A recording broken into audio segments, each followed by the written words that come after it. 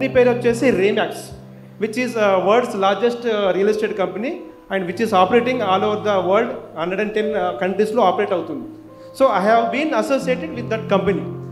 So వాళ్ళు ఏంటంటే పెద్ద పెద్ద ప్రాజెక్ట్స్ టేకప్ చేస్తారు మార్కెటింగ్ చేయడానికి. Just like Aparna hills, Raj Pushpa లాంటి పెద్ద పెద్ద హై రేజ్ అపార్ట్మెంట్స్ వాళ్ళు మార్కెటింగ్ చేస్తుంటారు. అలాంటి ఒక పెద్ద ప్రాజెక్టు ఇక్కడ మలక్పేటలో వచ్చింది. అది కూడా హ్యూజ్ ప్రాజెక్టు. అది వాళ్ళు మార్కెటింగ్ టేకప్ చేశారు. అది లాస్ట్ మంత్ అక్టోబర్ 2కి ఐటీ మినిస్టర్ కేటీఆర్ గారు అఫీషియల్గా అనౌన్స్ చేశారు. అట్ ద సేమ్ టైం అఫీషియల్గా భూమి పూజ చేస్తారు కదా, చేశారు. I have been associated with them. So మేము వెళ్ళి అక్కడ చూడడానికి వెళ్ళాము ఎలా ఉంటుంది అది. అంటే that is in pre launch stage, ఇంకా స్టార్ట్ కాలేదు, just announced by the government of Telangana. So మేము వెళ్ళాము విజిట్ చేయడానికి, మేము టీం అంతా పెద్ద టీం ఉంటుంది, టీం వెళ్ళాము.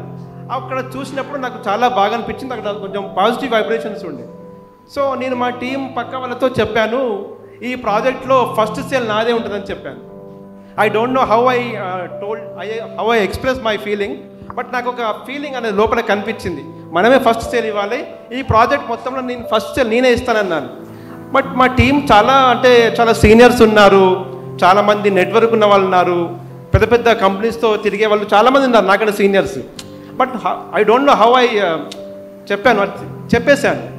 తర్వాత మేము రెగ్యులర్గా వెళ్తున్నాము, సేల్ అవ్వట్లేదు. నాకంటే సీనియర్స్ కూడా వాళ్ళ టీంతో వస్తున్నారు, సేల్ అవ్వట్లేదు. ఒక 20 days వెళ్తున్నాము.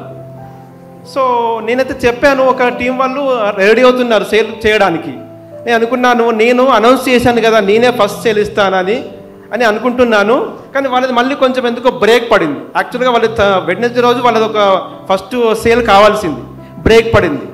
సో నాకు ఒక కస్టమర్ ఉన్నాడు, ఆయన నాకు థర్స్డే రోజు కమిట్మెంట్ ఇచ్చాడు. థర్స్డే వర్షం వచ్చింది ఆ రోజు, ఆయన బ్రేక్ వేశాడు. మళ్ళీ నెక్స్ట్ ఫ్రైడే వచ్చి ఆయన ఫస్ట్ నా తరఫున డీల్ క్లోజ్ అయింది. ఫస్ట్ ఆ ప్రాజెక్ట్లో ఫస్ట్ సేల్ ఇచ్చింది నేను.